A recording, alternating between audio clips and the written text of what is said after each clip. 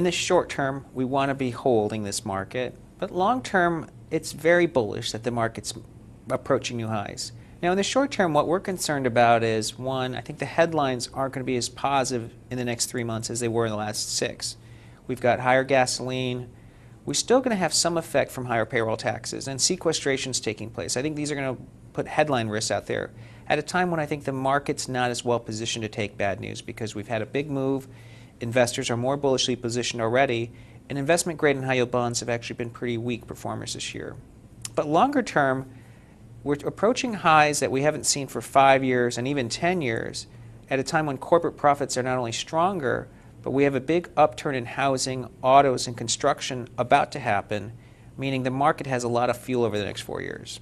Talk to me about the retail investor, if you will. What is it going to take for the retail investor to be all in again?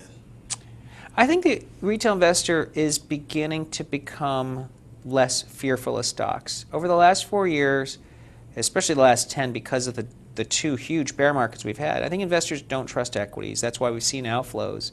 But I think their psychology and their view towards stocks are really starting to change, partly because bonds aren't doing as well, but maybe moreover, just if you have a big expansion in the U.S. coming and we see a lot of growth, that's going to get investors interested in owning stocks, and I think that's what's going to happen over the next few years. What's your advice? When we hit that record high, is that the time to get back in, or should people wait? And what percentage of a drop do you think they should wait for in order to get back in?